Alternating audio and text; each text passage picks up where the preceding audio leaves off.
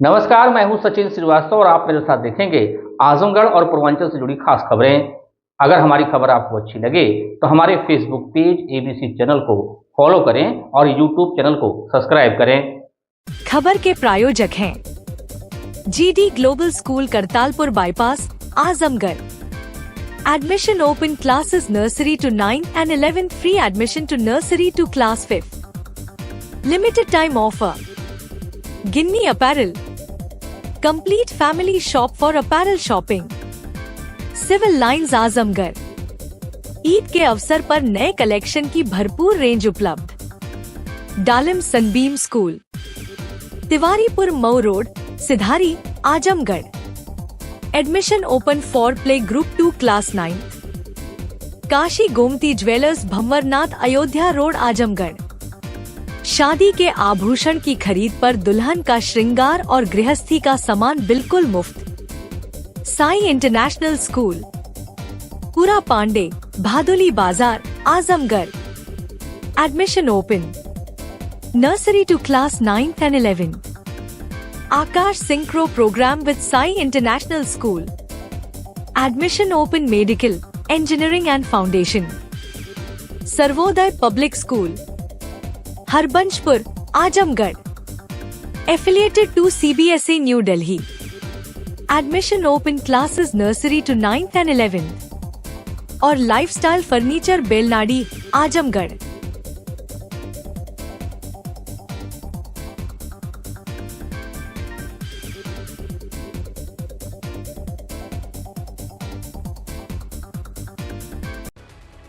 खबर आजमगढ़ से। यहाँ वासंतिक नवरात्र के पहले दिन गुरुवार को कलश स्थापना के साथ हर कोई मां भगवती के आराधना में लीन हो गया।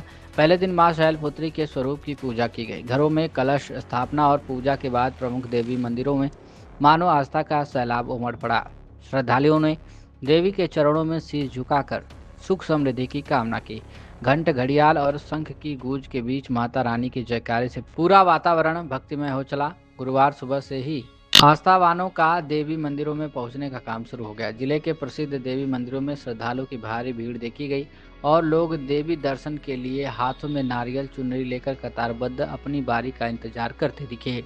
नगर क्षेत्र के सर्वाधिक भीड़ मुख्य चौक स्थित दक्षिण मुखी देवी मंदिर में रही। मंदिर के गर्भगृह में जगह कम होने के कारण दर्शन के लिए लोगों को काफ़ी देर तक इंतजार करना पड़ा। बड़ादेव स्थित दुर्गा मंदिर, रैदोपुर दुर्गा मंदिर, ब्रह्मस्थान क्षेत्र के प्रहलाद नगर दुर्गा मंदिर, सिधौना स्थित मां सिद्धेश्वरी मंदिर, टाणी स्थित परम ज्योति धाम, पलना स्थित पारमेश्वरी धाम, निजामाबाद तहसील के भैरवपुर स्थित मां शीतला धाम, कोलघाट गांव के रामायण मार्केट स्थित दुर्गा मंदिर, फूलपुर क्षेत्र स्थित बुढ़िया माई मंदिर, बरदह के महुजा नेवादा स्थित अठरही माता मंदिर सहित जनपद के छोटे बड़े देवी मंदिरों में भक्तों ने दर्शन पूजन कर मंगलमय जीवन की प्रार्थना की।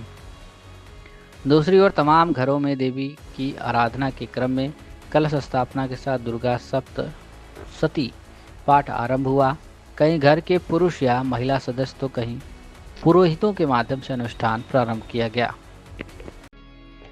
खबर आजमगढ़ से है, जहां सचिव खाद्य सुरक्षा एवं औषधि प्रशासन विभाग उत्तर प्रदेश शासन डॉक्टर रोशन जैकब द्वारा जिलाधिकारी रविंद्र कुमार के साथ जनपद आजमगढ़ में नवनिर्मित क्षेत्रीय जन विश्लेषक प्रयोगशाला एवं कार्यालय भवन का भौतिक निरीक्षण किया गया। क्षेत्रीय जन विश्लेषक प्रयोगशाला एवं कार्यालय भवन में बाह्य विद्युत संयोजन कार्य हेतु सचिव द्वारा अधिशासी अभियंता विद्युत वितरण खंड प्रथम को 27 मार्च 2026 तक कार्य पूर्ण करने हेतु निर्देशित किया गया। प्रयोगशाला में लैब इंडिया प्राइवेट लिमिटेड द्वारा लैब फर्नीचर का कार्य किया जा रहा है।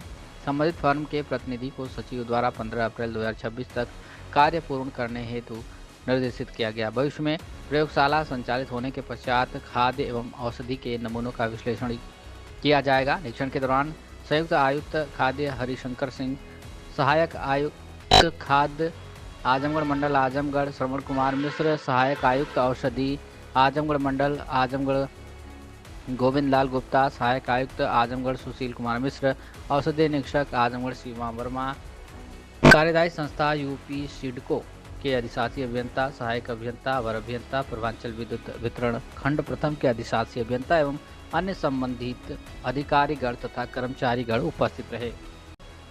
खबर आजमगढ़ से, जहां जिले के निजामाबाद थाना क्षेत्र के फरिया चौक पर बुधवार देर रात पिकअप और ट्रक की जोरदार टक्कर के बाद ट्रक अनियंत्रित होकर पुलिस बूथ में जा घुसा। हादसे में पिकअप सवार 2 युवक गंभीर रूप से घायल हो गए। जानकारी के अनुसार पिकअप चालक उम्र 25 वर्ष और खलासी विशाल उम्र 22 वर्ष निवासी रेणुकूट हादसे में बुरी तरह से घायल हो गए। टक्कर इतनी जबरदस्त थी कि ट्रक चालक वाहन छोड़कर मौके से फरार हो गया। मौके पर मौजूद सुरेश ने बताया कि टक्कर के बाद ट्रक सीधे चौक पर बने पुलिस बूथ में जा घुसा। गनीमत रही कि घटना के समय बूथ पर कोई पुलिसकर्मी मौजूद नहीं था, जिससे बड़ा हादसा टल गया। थाना प्रभारी निजामाबाद हीरेंद्र प्रताप सिंह ने बताया कि ट्रक और पिकअप के बीच टक्कर की सूचना पर पुलिस तत्काल मौके पर पहुंची और घायलों को अस्पताल पहुंचाया गया है और दुर्घटना के कारणों की जांच की जा रही है। वहीं गुरुवार सुबह करीब 7 बजे निजामाबाद थाना पुलिस ने क्रेन मंगवाकर दुर्घटनाग्रस्त ट्रक को हटवाने की कार्रवाई की, जिससे यातायात को सामान्य किया जा सका। फिलहाल पुलिस द्वारा आगे की आवश्यक कार्रवाई की जा रही है। सर, निजामाबाद से फरिया जा रही थी ट्रक सर, और पिकअप से टक्कर हुई है और पुलिस बूथ में सर ट्रक घुस गया। सर, क्या मामला है? यह प्रकरण थाना निजामाबाद के फरिया चौक का है। यहाँ पे एक ट्रक और एक पिकअप वाहन आपस में टकरा गए, जिससे ट्रक अनियंत्रित होकर वहाँ स्थापित पुलिस बूथ में घुस गया, जिससे पुलिस बूथ क्षतिग्रस्त हुआ है, किंतु किसी प्रकार की कोई जनहानि नहीं हुई है। थाना निजामाबाद द्वारा इस संबंध में विधिक कार्रवाई की जा रही है। खबर आजमगढ़ से, आजमगढ़ में आस्था के साथ ही विवादों के केंद्र में रहे शहर के समीप देवघर स्थित बाबा भंवरनाथ मंदिर के मामले में सहायक registered firms societies and chits Azamgarh की तरफ से बड़ा फैसला सामने आया है। मामले में वर्तमान में मंदिर पर काबिज बाबा भंवरनाथ मंदिर सेवा समिति का पंजीकरण निरस्त कर दिया गया है। मामले में पहले भी जिलाधिकारी की तरफ से जांच कमेटी का गठन किया गया था। इसके अलावा समिति की कई कार्यवाहियों को भी जांच के दायरे में लाया गया था। आपको बता दें कि कुछ महीने पहले मंदिर का वीडियो वायरल हुआ था, जिसमें आधी रात को दान पेटिका को खोलकर उसमें से पैसे निकाले जा रहे थे, जिसके बाद हंगामा हुआ था। वहीं अभी आरोप था कि आम लोगों व्यापारियों के दान में मिले धन से बने मंदिर भवन व परिसर के कई अन्य भवनों पर समिति ने कब्जा कर उसको किराए पर देकर मोटी वसूली की, लेकिन किसी का हिसाब नहीं रखा गया। सब निजी उपयोग में इस्तेमाल होता रहा। मामले में स्थानीय निवासी तहसीलदार सिंह ने बताया कि उनके पूर्वज पहले मंदिर की देखरेख करते थे, लेकिन बाद में 2013 में दाव पेच लगाकर नई समिति ने मंदिर की व्यवस्था को संभाल लिया। इसके बाद मंदिर में कई प्रकार की गड़बड़ियाँ की गई, आर्थिक रूप से कई गबन भी किया गया और किसी भी आय व्यय का कोई हिसाब नहीं रखा गया। जबकि इसके पूर्व में प्रधान के हाथों में जब समिति थी तब तक का 3 लाख रुपए आज भी बैंक खाते में जमा है, लेकिन इसके बाद कोई कार्रवाई नहीं की गई। क्या कुछ कहना है तहसीलदार सिंह स्थानीय निवासी का, आप सुनिए। पर्चे दीजिए और भवनाथ मंदिर की समिति भंग हुई है, क्या वजह थी और कब इसके पहले कौन लोग देखते थे, क्या वजह है समिति जो भंग हुई है? मैं तहसीलदार सिंह हूँ, इसी गांव का एक जिम्मेदार और सजग जो है नागरिक हूँ। और यह मंदिर का जीर्णोद्धार जो है 51 से लेकर के 1958 तक हमारे पितामह लक्ष्मी सिंह द्वारा किया गया था, और वह मंदिर का जीर्णोद्धार लोकल लोगों के सहयोग से और शहर के व्यापारी वर्ग के आर्थिक सहयोग से संपन्न हुआ था। उनके मृत्यु के बाद हमारे चाचा संतराज सिंह पूरा जो है कारोबार देखते थे। उनकी मृत्यु के बाद सुभाष सिंह प्रधान देखते चले आ रहे थे। 13 में लेकर के थोड़ा निष्क्रियता हुई और इसके कारण जो है एक फर्जी समिति झूठे तथ्यों का समावेश करते हुए बना ली गई अमरदेव सिंह द्वारा, और 13 से लगातार वह उनके द्वारा देखा जाता रहा। कोई हस्तक्षेप भी नहीं करता था, लेकिन जब गबन, भ्रष्टाचार, अत्याचार, मनबढ़ई का पराकाष्ठा हो गई, तब कुछ लोग सक्रिय हुए। तब मुकदमा दायर हुआ। मुकदमा दायर होने के बाद लंबी सुनवाई के बाद रजिस्ट्रार साहब ने जो है उसको अवैध पाया। न कोई वित्तीय जो है लेखा जोखा उनको तैयार किया गया। स्थिति यह है कि पंचायत भवन जो सरकारी संपत्ति है, इसके संबंध में हम लोग एसडीएम साहब से संपर्क किया गया, तो एसडीएम साहब ने कहा कि धारा 4 पीपी एक्ट के तहत मुकदमा दर्ज कराइए, तभी कुछ आदेश संभव है। वो भी मुकदमा दायर किए 1 साल हो गया। ये अभी तक कोई प्रभावी कार्रवाई नहीं हुई। इस दौरान रजिस्ट्रार साहब के यहाँ लंबी सुनवाई के बाद रजिस्ट्रार साहब ने पाया कि यह जो है समिति ही अवैध है और वित्तीय अनियमितता सब कुछ देखते सभी बिंदुओं विचार करते हुए इन्होंने समिति को भंग कर दिया। अब जो है उचित यही होगा कि प्रशासन अपना कंट्रोलर नियुक्त कर दे और मंदिर का प्रबंधन का कार्य जो है अपने देख रेख में करवाए। बीच में एक वीडियो वायरल हुआ था दान पेटिका से पैसा निकालने का। यही तो है उनके जो है चोरी और गबन की पराकाष्ठा। रात जो है अंधेरे में दान पेटिका खोलने की आवश्यकता क्या हुई? इसका मतलब कि नीयत शुरू से ही खराब थी। अभी तक कोई भी लेखा जोखा जो है रजिस्ट्रार साहब के यहाँ या कहीं भी प्रस्तुत नहीं किया जा सका, जबकि पीछे 4-5 जो है गेस्ट रूम बने हुए हैं। जो है सबसे बड़ी बात यह है कि जितने भी कार्य दिखाई दे रहे हैं मंदिर में, अर्घा से लेकर के नंदी बाबा से लेकर के सब काम जो है श्रृंगार मंडली द्वारा कराया गया। उसका लेखा जोखा आज भी श्रृंगार मंडली के पास उपलब्ध है। इसको किसी के द्वारा भी कभी भी देखा जा सकता है। वह उनके पास कोई रिकॉर्ड नहीं है। इसका मतलब 13 साल से जो भी धन दानदाताओं द्वारा, श्रद्धालुओं द्वारा मंदिर के चढ़ावे के रूप में दिया गया, दान के रूप में दिया गया, उसका कोई लेखा जो लगा है, उन्हें अपने निजी हित के लिए जो है इन्होंने पूरा जो है गबन कर लिया है। जो पहले की समिति जो फर्जी तरीके से बनाई गई थी, बिल्कुल पहले समिति बनाई गई थी और पहले जब देख रेख होता था एकदम पारदर्शी होता था। 150 लोगों की मौजूदगी में शिवरात्रि जैसे त्यौहार के बाद दान पेटिका खुलती थी, बाकायदे पैसा गिना जाता था, बाकायदे बैंक में जमा होता था। आज भी सुभाष सिंह के कार्यकाल में 3 लाख रुपया बैंक में जमा है, उसी तरह पड़ा हुआ है। आजमगढ़ जिले के अतरौलिया स्थित निरीक्षण भवन में बुधवार देर शाम पहुंचे सुभाषपा के राष्ट्रीय प्रवक्ता अरूण राजभर ने विभिन्न मुद्दों पर मीडिया से बातचीत करते हुए विपक्ष पर जमकर निशाना साधा। उन्होंने एसआई परीक्षा विवाद, गैस सिलेंडर की किल्लत, इफ्तार वीडियो प्रकरण और आगामी 2027 चुनाव को लेकर अपनी पार्टी और सरकार का पक्ष मजबूती से रखा। एसआई परीक्षा को लेकर ब्राह्मण समाज की नाराजगी पर उन्होंने कहा कि किसी भी वर्ग का अपमान करना पूरी तरह से गलत है। उन्होंने कहा कि हर समाज का सम्मान होना चाहिए और यदि किसी एजेंसी द्वारा ऐसी गलती हुई है तो सरकार को कड़ी कार्रवाई करनी चाहिए। गैस सिलेंडर की किल्लत के सवाल पर अरुण राजभर ने विपक्ष पर आरोप लगाते हुए कहा कि विपक्षी नेता ही कालाबाजारी में शामिल हैं और अफवाह फैलाकर जनता को भ्रमित कर रहे हैं। उन्होंने दावा किया कि सरकार के पास पर्याप्त मात्रा में गैस, डीजल और पेट्रोल उपलब्ध है और विपक्ष बेबुनियाद आरोप लगा रहा है। सोशल मीडिया पर वायरल इफ्तार वीडियो को लेकर उन्होंने कहा कि प्रदेश में कानून का राज है और कानून तोड़ने वालों पर कार्रवाई की जाएगी। उन्होंने पूर्व सरकार पर भी निशाना साधते हुए कहा कि पहले प्रदेश में दंगे और कर्फ्यू आम बात थी, जबकि वर्तमान सरकार में शांति और कानून व्यवस्था कायम है। 2027 के विधानसभा चुनाव को लेकर अरूण राजभर ने कहा कि भारतीय समाज पार्टी पूरी तरह तैयार है और 62 सीटों पर सक्रिय अभियान चला रहा है। उन्होंने दावा किया कि आजमगढ़ में आयोजित रैली में भारी जन समर्थन मिला है और 2027 में एनडीए की सरकार तीसरी बार बनेगी। क्या कुछ कहना है अरूण राजभर, राष्ट्रीय प्रवक्ता सुभाषपा का, सुनिए। सर, एसआई परीक्षा पे सवाल उठा पर ब्राह्मण समाज ने नाराजगी जताई है, इसके बारे में बताइए।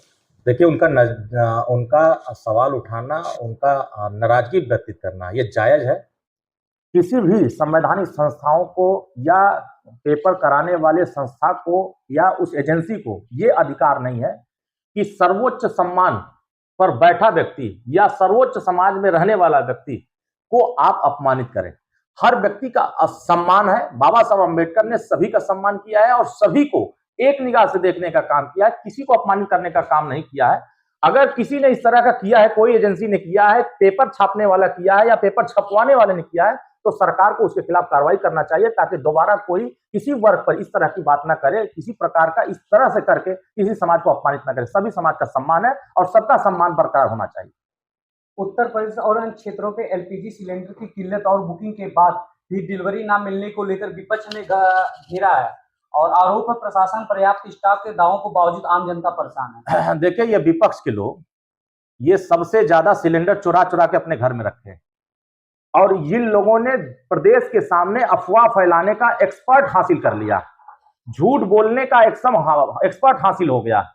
इनके तमाम विपक्ष के नेताओं के कमरों से, घरों से, ऑफिसों से, इनके होटलों से, इनके ढाबों से जो मात्रा इनके घर में जो सिलेंडर होनी चाहिए उससे कई गुना इनके घर में सिलेंडर मिल रहे हैं। आखिर जनता को आप सिलेंडर खुद अपने घर में चुरा के रखे हैं और जनता को आप दोषी बना रहे हैं और जनता को सड़क पर उतारने के लिए मजबूर कर रहे हैं। तो ये अफवाह फैलाने का काम ना करें।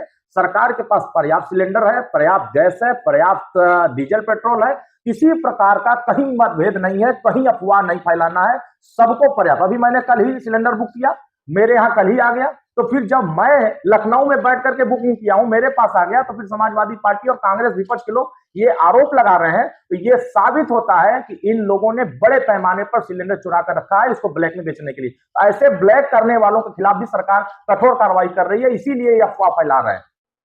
सोशल मीडिया पे वह इफ्तार का वीडियो वायरल होता है। अखिलेश यादव का आरोप है कि इफ्तार करने वाले गिरफ्तारी इसलिए हुई क्योंकि उनके पुलिस ने हथेली गर्म नहीं है। इस पे आपकी क्या राय है? देखिए, उत्तर प्रदेश कानून का राज स्थापित करने के लिए प्रयास कर रही है। उत्तर प्रदेश में अमन चैन कायम रहे। अगर कोई इस प्रदेश में कानून को तोड़ने का काम करेगा, कोई उग्रवादी बनने का काम करेगा, कोई यहाँ उत्तर प्रदेश को जलाने का काम करने का प्रयास करेगा, तो उत्तर प्रदेश अब 2012 वाला उत्तर प्रदेश नहीं है, ये 2017 वाला है। अखिलेश जी की सरकार में उत्तर प्रदेश जल रहा था, उत्तर प्रदेश की सड़कों पर तांडव हो रहा था, कर्फ्यू लग रहे थे और प्रदेश में यहाँ आकर के बमबारिश होते थे, आतंकवादी हमले होते थे। और आज उत्तर प्रदेश अगर अमन चैन के रास्ते पर जा रहा है तो अखिलेश यादव जी उस अमन चैन को कायम नहीं रखना चाहते हैं। वो चाहते हैं कि उत्तर प्रदेश में दंगा हो, अपराध हो, कानून व्यवस्था बेहतर ना हो। इसके लिए वो काम करना जाए ना। भगवान राम का मंदिर पर दर्शन करने क्यों नहीं जा रहे हैं? ये टोपी पहनने पहले भागते हैं, भगवान राम का दर्शन करने से कतरा जाते हैं। तो जिनको इस देश की सनातन से नफरत है, जिनको सनातन परंपरा से नफरत है, जो इस देश में हमारे कृष्ण को नहीं मानता है, भगवान राम को नहीं मानता है, महाराजा सुहेलदेव राजभर को नहीं मानता है, तो फिर वो तो उन्हीं की बात करेगा ना। तो हमारी सरकार सबकी सुरक्षा कर रही है, सबकी जिम्मेदारी को आगे के लिए काम कर रही है। किसी के साथ अन्याय ना हो, किसी के साथ भेदभाव ना हो, इसके लिए काम करे। और इसमें जो ये लोग कर रहे हैं उसमें इन्हीं के लोग शामिल होंगे। इस तरह का जब चेहरा आएंगे तो देखिएगा सब समाजवादी पार्टी से जुड़े हुए पाए जाएंगे। सर, आखिरी क्वेश्चन है, 2027 में चुनाव को लेकर क्या तैयारी है? देखिए, 2027 के चुनाव के लिए भारतीय समाज पार्टी ने पूरी तैयारी बना रखा है। 62 विधानसभा सीटों पर हमारे अभियान चल रहे हैं। उसी क्रम में हम लोग रैलियों का दौर कर रहे हैं, जनसभाएं कर रहे हैं और गांव-गांव हम लोग जनचौपाल का कार्यक्रम चला रहे हैं। आपने देखा होगा कि आजमगढ़ में जो समाजवादी पार्टी कभी सोची नहीं होगी कि हम इतनी बड़ी रैली हम कर लेंगे, तो जो अपना गढ़ बताते थे, इसी आजमगढ़ में 1.5 लाख से ज्यादा संख्या में लोग जुट करके ये साबित कर दिए कि हम 2027 में हम परिवर्तन करेंगे और विकास के लिए तीसरी बार एनडीए की सरकार बनाएंगे। और हम लगातार, अभी हम महाराजगंज में कार्यक्रम किए, फिर हम लोग चंदौली में किए, फिर आगे हम लोग कार्यक्रम लगातार प्रस्तावित है। तो हमारी तैयारी पूरी है। आप देखिएगा कि 2027 में समाजवादी पार्टी जो बिहार में हुई है, उसी बिहार की ही घटना उत्तर प्रदेश में पुनः दोहराया जाएगा कि 2017 में 47 पर थे, तो 2027 में समाजवादी पार्टी 17 पर चली जाएगी। इसीलिए समाजवादी पार्टी और विपक्ष के लोग बौखला गए हैं कि अब जनता का समर्थन नहीं मिल रहा है। उत्तर प्रदेश में कानून व्यवस्था स्थापित हुआ है, विकास की योजनाएं जनता तक पहुंच रही है, जन कल्याणकारी योजनाएं धरातल पर उतर रही है। इसीलिए जनता का विश्वास एनडीए के साथ है और एनडीए के साथ तीसरी बार सरकार बना के जनता पुनः उत्तर प्रदेश में स्थापित करने का काम करेगी। अब विपक्षियों का सुफाड़ा साफ करके सफाया करने का काम करेगी। आजमगढ़ के सिधारी नरौली पश्चिमी वार्ड नंबर 12 स्थित अराजी नंबर 226 मीटर भूमि को लेकर विवाद सामने आया है। इस मामले में सिधारी के सभासद अतुल सिंह ने उक्त जमीन पर चल रहे निर्माण कार्य को लेकर बुधवार को सभासदों के एक प्रतिनिधिमंडल ने पुलिस अधीक्षक को ज्ञापन सौंपा और तत्काल निर्माण रोकने की मांग की। शिकायत के अनुसार यह भूमि नगर पालिका परिषद की बहुमूल्य अचल संपत्ति है, जिस पर फर्जी तरीके से कब्जा और खरीद फरोख्त का खेल लंबे समय से जारी है। आरोप है कि वर्ष 2001 में उप जिलाधिकारी के आदेश के आधार पर कुछ लोगों ने अपना नाम राजस्व अभिलेख में दर्ज करा लिया था। हालांकि बाद में नगर पालिका परिषद द्वारा दायर तजवीज़ानी को स्वीकार करते हुए उप जिलाधिकारी न्यायिक सदर ने 2 दिसंबर 2023 को पूर्व आदेश को निरस्त कर दिया। महत्वपूर्ण बात यह है कि आदेश अब तक किसी भी उच्च न्यायालय द्वारा न तो निरस्त किया गया है और न ही इस पर कोई स्थगन आदेश जारी हुआ है। इसके बावजूद संबंधित भूमि पर कई लोगों द्वारा पहले से ही कब्जा किए जाने का आरोप है। वहीं आरोप है कि हाल ही में डॉक्टर धीरज पाटिल द्वारा फर्जी बैनामा कराकर विकास प्राधिकरण से नक्शा पास कर निर्माण कार्य शुरू कर दिया गया है। शिकायतकर्ता के अनुसार 13 मार्च 2026 को थाना और जिलाधिकारी को लिखित सूचना दी गई, लेकिन अब तक कोई ठोस कार्रवाई नहीं की गई है, जिससे अवैध निर्माण जारी है, जिसे रोका जाए। पहले क्या कुछ कहना है अतुल सिंह सभासद का, आप सुनिए। मैं अतुल सिंह सभासद सिधारी पश्चिमी। आज आप लोग एसपी कार्यालय आए हैं, क्या मामला है? आज हमारा पूरा सभासद मंत्रिमंडल जो है एक साथ हम लोग पुलिस अधीक्षक महोदय को अवैध कब्जे के संबंध में जो सिधारी पे किया जा रहा है उसकी सूचना हमने लिखित दी है और उन्होंने आदेश किया है सचिव महोदय को तत्काल कार्य रोका जाए। जब तक राजस्व विभाग की टीम उसको क्लियर नहीं करती है तब तक कोई निर्माण कार्य नहीं किया जाएगा। यहाँ का मामला है, पूरा मामला बताइए। सिधारी थाने के आगे बीकेएस मैरिज हॉल के सामने जो बंजर खाते की जमीन है उस पर अवैध फर्जी ढंग से कब्जा किया जा रहा है। कौन कर रहा है, कौन करवा रहा है, क्या? ये जिले के डॉक्टर हैं, डॉक्टर धीरज पाटिल जी, उन्हीं के पत्नी के नाम से ये भूमि बैनामा है और उन्हीं के लोगों द्वारा ये कब्जा किया जा रहा है। नंबर में और भी लोगों का बैनामा है तो केवल उनपे ही आप क्यों इसे लगे? नहीं, उस हमारा पूरे नंबर पे आपत्ति है। उस नंबर पे जिनका कब्जा ऑलरेडी पहले का हो चुका है उसको भी निरस्त किया जाए, उसको भी सील किया जाए। उसका पता पत्र हमने जिलाधिकारी महोदय को भी दे दिया है। तो जिलाधिकारी एसडीएम साहब के यहाँ से क्या आश्वासन मिला था आपको? एसडीएम साहब ने तहसीलदार साहब को आदेश किया है कि इसकी जांच कर उचित कार्रवाई करें। यहाँ से क्या चाहते हैं कप्तान साहब ने आश्वासन दिया है, मौके पर सचिव महोदय से उन्होंने बात की है निर्माण कार्य रोकने के लिए। तो बार बार आप पहले भी निर्माण कार्य रोके थे, फिर काम शुरू हो गया, किस तरह से ये देख रहे हैं आप? अब ये तो इसको मनबड़ ही कहा जाएगा और दबंग किसी के लोग हैं, तो आज हमने पुलिस अधीक्षक महोदय का संज्ञान में लिया है ताकि उचित कार्रवाई हो सके। जमीन है उस पे किसका कब्जा है? बाकी और भी जमीनें बगल में है जिसमें नोबल हॉस्पिटल बन चुके हैं, एक चौहान जी का बन चुका है।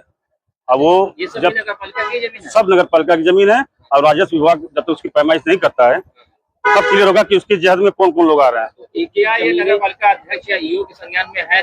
बिल्कुल हमारे नगर पालिका अध्यक्ष के संज्ञान में है और ईओ महोदय के संज्ञान में। क्या कार्रवाई की जा रही है? उनके तरफ से भी आश्वासन दिया गया है, वो भी उच्च अधिकारियों से बातचीत कर रहे हैं और जल्द ही निष्कर्ष निकलेगा उसका।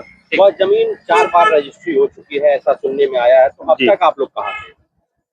अब तक जानकारी नहीं थी हमको। सन 2001 में फर्जी ढंग से उन्होंने अपना नाम गोलेख पे चढ़ा लिया था, जिसका आदेश की कापी हमने लगाई भी है।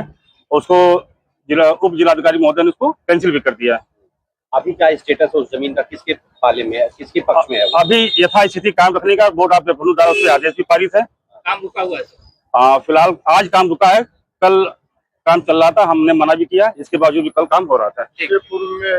आज पूरे सभासद मंडल हमारा आया हुआ है यथास्थिति कायम रखने के। वहीं इस मामले में अपने ऊपर लगे आरोपों को आजमगढ़ जिले के प्रसिद्ध न्यूरो सर्जन डॉक्टर धीरज पाटिल ने सिरे से खारिज किया है। उनका कहना है कि जमीन उनके और उनकी पत्नी के नाम है और जमीन खरीदते समय उन्होंने सभी कानून प्रक्रिया का पालन किया है। निर्माण कार्य शुरू करने से पूर्व सभी संबंधित विभागों की अनुमति ली गई है। डॉक्टर धीरज पाटिल ने कहा कि अभी तक किसी भी विभाग ने उन्हें निर्माण कार्य रोकने के लिए नोटिस नहीं दिया है। डॉक्टर पाटिल का कहना है कि वह महाराष्ट्र के रहने वाले हैं और पेशे से चिकित्सक हैं, इस नाते उन्हें टारगेट किया जा रहा है। उन्होंने साफ कहा है कि शिकायतकर्ता अतुल सिंह को वह जानते भी नहीं है। अतुल सिंह की मंशा क्या है इसकी भी जानकारी उन्हें नहीं है। क्या कुछ कहना है डॉक्टर धीरज पाटिल न्यूरो सर्जन का, आप सुनिए। सर, सिधारी के सभासद हैं अतुल सिंह। इन्होंने डीएम साहब के यहाँ भी और एसपी साहब के यहाँ भी, दोनों लोग के यहाँ प्रार्थना पत्र दिया है। उनका आरोप है कि एक जमीन नरोली में जिसका निर्माण कार्य आप करा रहे हैं वो नगर पालिका की जमीन है और उस पर निर्माण कार्य रोका जाए। आपका क्या मानना? जिस ज़मीन के बारे में बात हो रही है वो ज़मीन मैंने और मेरे पत्नी ने हमारे नाम खरीदी थी। ज़मीन खरीदने से पहले हमने ज़मीन का 50 साला जो है वो सब चेक करवाया था। जिस डिपार्टमेंट से ये संबंधित है सभी डिपार्टमेंट से ज़रूरी जानकारी जो है वो ली गई थी। ज़मीन खरीदने के पहले भी एनओसी लिया गया था। ज़मीन की रजिस्ट्री सर्कल रेट के ऊपर ही ज़मीन की रजिस्ट्री की गई थी। रजिस्ट्री के कीमत के अनुसार जो भी स्टैम्प ड्यूटी का शुल्क था वो सब पूरा भर दिया गया था।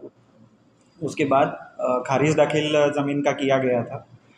खारिज दाखिल के लिए भी जो ज़रूरी डॉक्यूमेंट्स थे उसको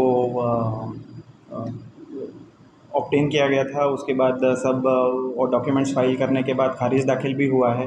खारिज दाखिल होने के बाद जिन जिन डिपार्टमेंट्स की परमिशन की ज़रूरत होती है, जैसे land use, water works, PWD, fire department,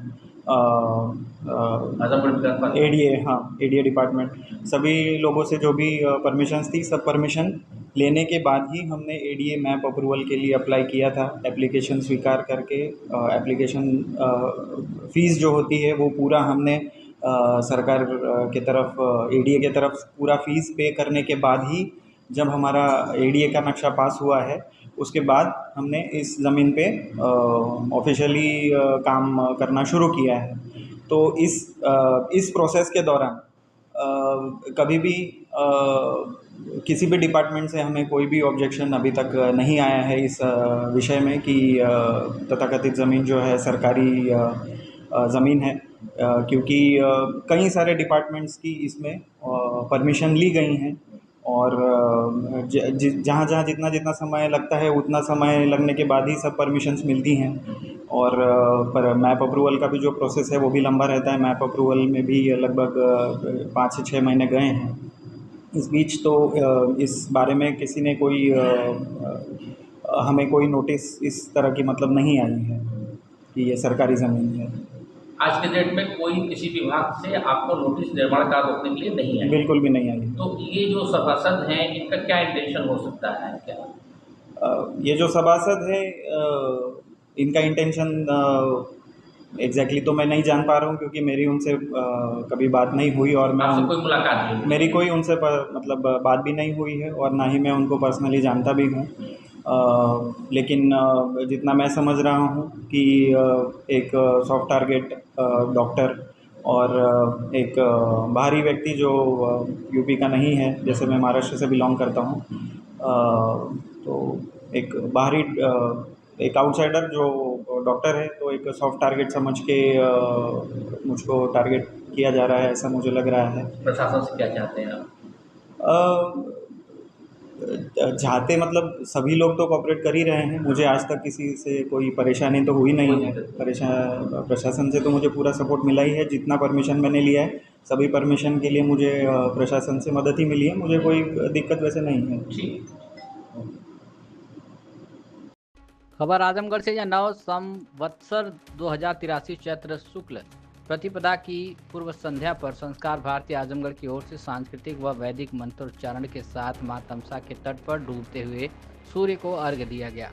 तत्पश्चात 1008 दीपों से गौरी शंकर घाट दीप्तिमान हो उठा। इस दौरान पूर्व संध्या पर जहां अस्ताचलगामी भगवान भास्कर को वैदिक रीति से पूजन कर अर्घ्य दिया गया, वहीं चैत्र शुक्ल प्रतिपदा की प्रातः तमसा नदी के गौरी शंकर घाट पर गुरुवार को उगते सूर्य को अर्घ्य व प्रणाम कर हिंदू नव संवत्सर का स्वागत शंख ध्वनि व आरती पूजन के साथ किया गया। मुख्य अतिथि के रूप में भाजपा नेता अखिलेश मिश्र गुड्डू उपस्थित रहे। वहीं मौजूद लोगों के माथे पर चंदन बैच लगाकर हुए सभी में प्रसाद वितरित किया गया।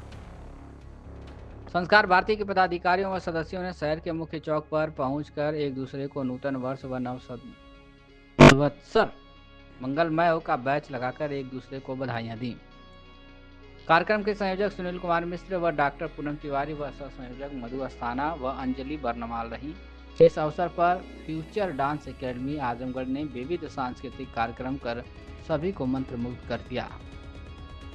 अध्यक्षीय संबोधन में अखिल भारतीय कार्यकारिणी सदस्य विनोद अग्रवाल ने कहा कि आज पूरे विश्व में जहां भी संस्कार भारती कार्य कर रही है वहां पर हिंदू नववर्ष का स्वागत किया जा रहा है, जिसमें गत वर्ष के डूबते हुए सूर्य को वैदिक मंत्रोच्चार के साथ अर्घ्य दिया जाता है और दीपदान किया जाता है और दूसरे दिन सुबह नव संवत्सर के उगते हुए सूर्य को अर्घ्य दिया जाता है, जो अपने आप में अद्वितीय और सुखद है। हम नूतन वर्ष पर विश्व के मंगल और कल्याण की कामना करते हैं वहीं अंत में आजमगढ़ अध्यक्ष और प्रांत मंत्री डॉक्टर डीपी तिवारी ने सभी के प्रति आभार जताया। संचालन विजयेंद्र प्रताप श्रीवास्तव ने किया। इस अवसर पर मंत्री शरद चंद्र तिवारी, कोषाध्यक्ष अरविंद बर्नवाल, डॉक्टर डीपी अस्थाना, सुभाष चंद्र गुप्ता, उपाध्यक्ष आशीष गोयल, भारत भूषण तिवारी, अभयदत्त गौड़, अजय अग्रवाल, चंडिकानंदन सिंह, मनोज अस्थाना, विनय गुप्ता, विशाल उपाध्याय, गौरव मिश्र, राजेश रंजन, मुंशी निषाद, धर्मवीर चौहान, जया विजेंद्र श्रीवास्तव, मधु अस्थाना, कनकलता तिवारी, सविता मिश्रा सहित स्थानीय लोग मौजूद रहे। GD global school, Kartalpur bypass, Azamgarh. Admissions open for session 2026 to 27. Classes nursery to 9 and 11 science, commerce, humanities. Free admission for classes nursery to 5th. Limited time offer. Contact us 9455211111 8795244555. Website www.gdglobalschool.in. Limited seats available. Apply now.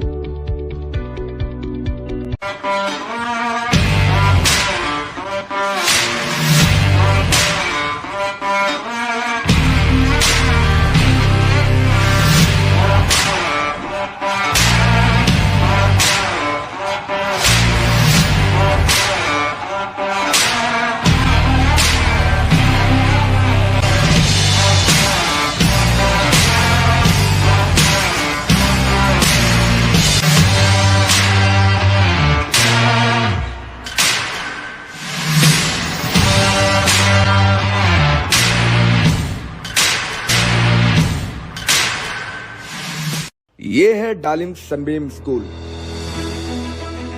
Dalim Sunbeam school एक सकारात्मक, आनंदमय और सृजनात्मक वातावरण में शिक्षा की नींव को मजबूत करता है। यहाँ बचपन की शुरुआत पॉजिटिव असेंबली और एंगेजिंग एक्टिविटीज के साथ होती है।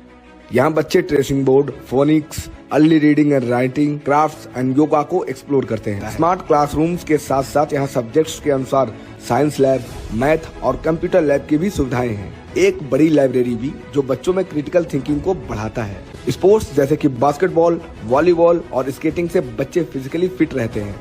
इंडोर गेम्स जैसे कि चेस और कैरम के जरिए बच्चे टीम वर्क सीखते हैं। ये वाराणसी के 50 साल से भी ज्यादा पुराने डालिम्स स्कूल की ही एक ब्रांच है। इसकी लोकेशन है तिवारीपुर सिधारी, आजमगढ़।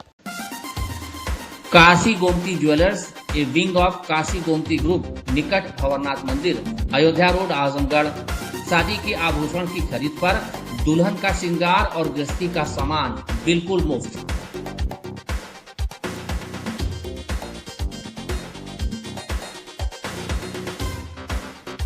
गोल्ड, डायमंड और सिल्वर की ज्वेलरी का विशाल संग्रह, शुद्धता की 100% गारंटी।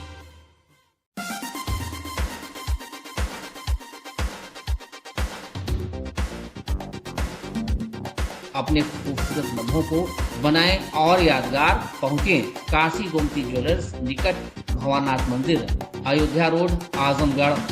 साई इंटरनेशनल स्कूल, जहां हर दिन एक नई शिक्षा की शुरुआत है। Modern education system, smart classrooms, expert teachers और एक ऐसा एनवायरनमेंट जहां हर बच्चा अपने सपने सच करता है। पढ़ाई के साथ साथ स्पोर्ट्स, आर्ट और एक्स्ट्रा एक्टिविटीज। आजमगढ़ का बेस्ट इंग्लिश मीडियम स्कूल, जहां हर बच्चे को मिलता है परफेक्ट एजुकेशन। एडमिशन ओपन आज ही जुड़े साई इंटरनेशनल स्कूल से, जहां हर कल नई उम्मीद के साथ रोशन होता है।